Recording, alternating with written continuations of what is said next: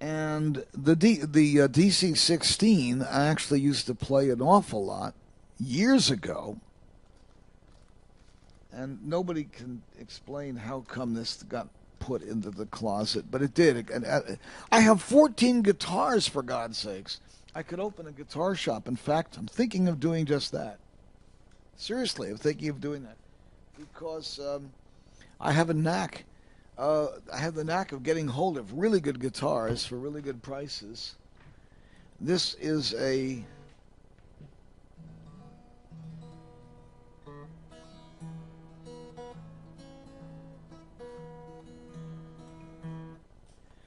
Martin. It's a D16 Dreadnought 16 DC 16 actually, and it has a piezo pickup and a mic pickup inside it, which is really nifty. I'll show you what that looks like. So this is a brand. This is like a product appreciation for the DC16, and this is the E variety. So look here on the front, on the top, is this guy here. Now you can pick this up like this, change the battery like that, and the way you change the battery on this little clip down here, you press the clip down, the battery shoots right out. Don't try to pick it out or pry it out. There's a little thing you press down on it, and the battery will just come right zoop out like that. I can show you how that works. Zoop out like this and push it back in like that. Make sure you put it in the right way, positive to positive, negative to negative. Now here's the piezo, the amount of blend over here between the piezo and the mic, and then you have these other pickup things here, options, and of course there's a tuner there as well. And so that's a really nice thing if you don't happen to have a pickup. Now if you have a pickup real handy, let's see, you get this. I'll use my vocal mic for that. No, I won't. Let's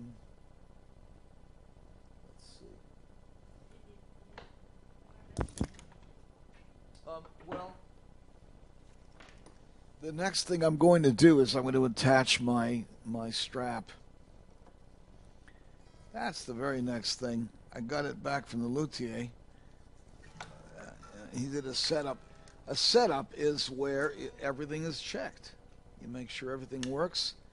And one of the things that he did, was to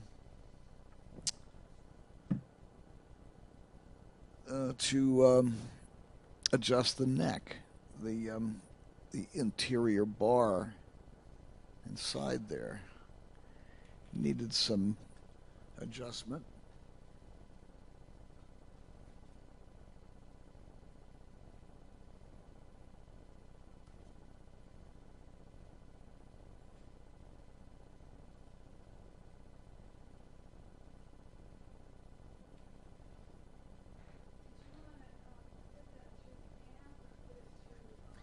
So what I'm doing now, I'm going to put through the amp. So just a second. So now what I'm doing is I'm kind of pushing this leather thing onto the rear button on the back of my Martin. If it doesn't have one, don't put one there. On a Valencia, you do not put a strap.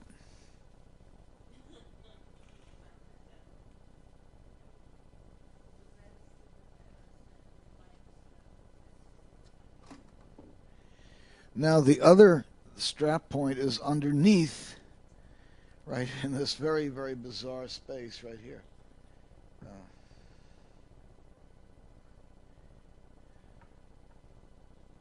Can you hold that side for me there, just in case? I think I'll be all right, but I'd just as soon not take a chance.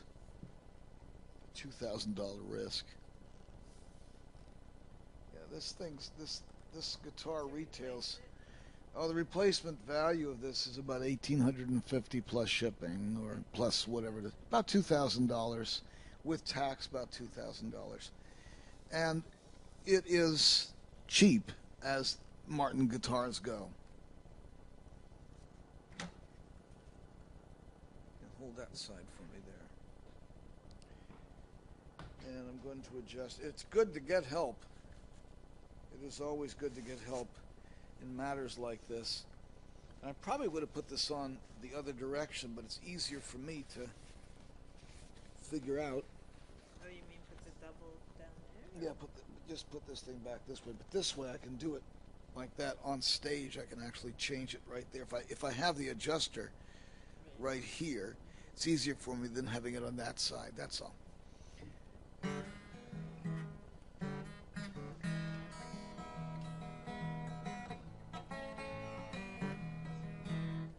So now,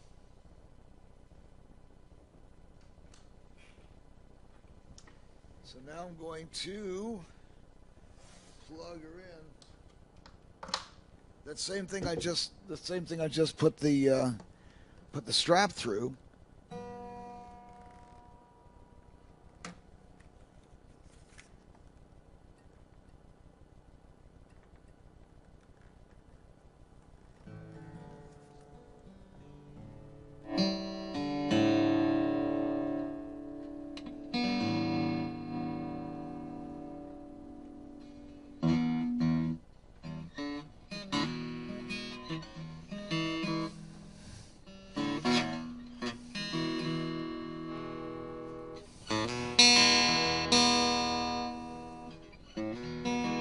Microphone only.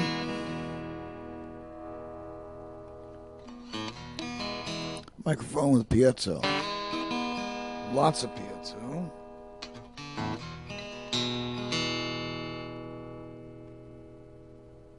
Flat. EQ'd. Piezo off slightly.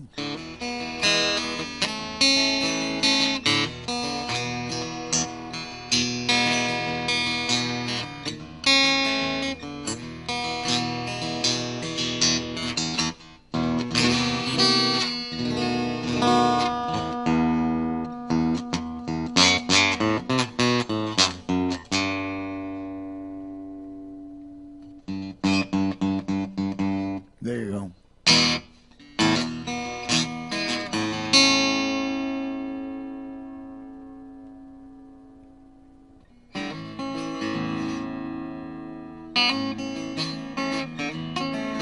Like that.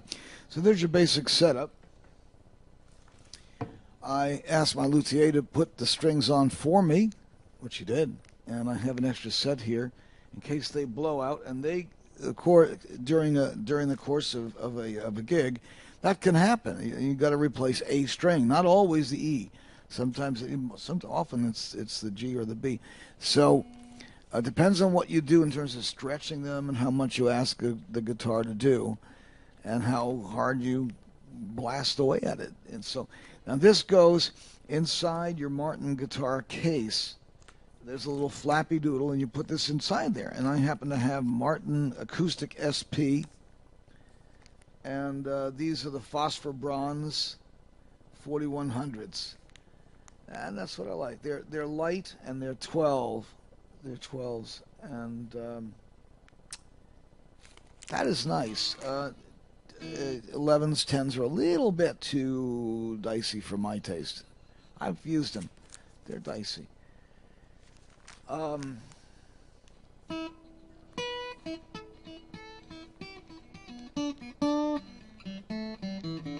Yeah, there's plenty of stretch there, plenty of bend.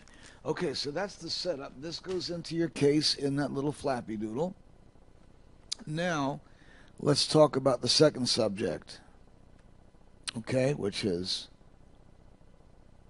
Martin versus Martin. Here we go. New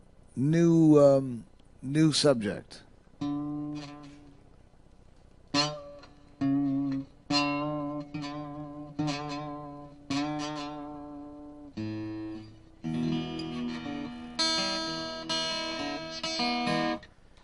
Hi folks, Gorbag here, gorbag.com.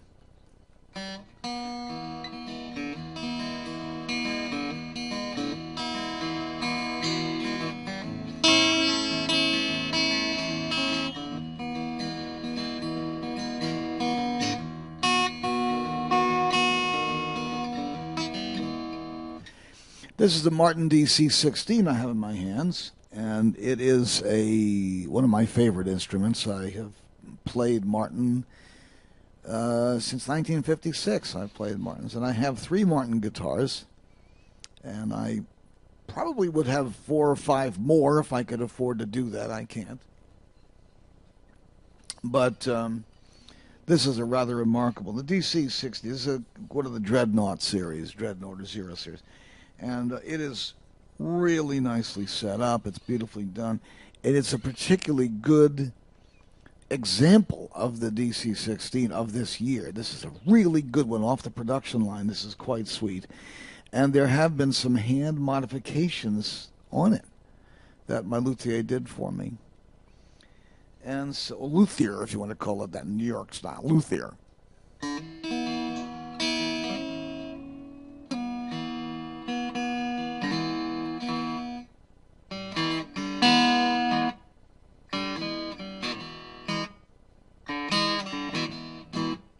So what I'm going to do is a product test between the DC16 and the D28. And the 28, I think, is hands down going to take some of the resonance prize. But we'll see about the rest of it, because this is a very, very sweet little guitar. This DC16 is half the price.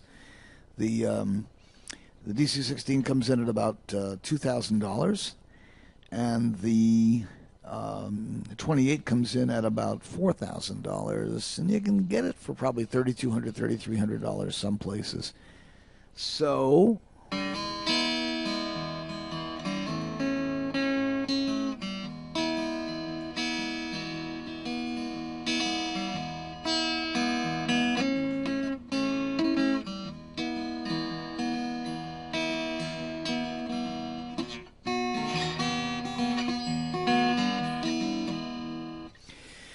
action's very, very simple, very clean, very easy, really easy to play. It plays itself. That is what a Martin should do, is play itself. It's a very sweet instrument.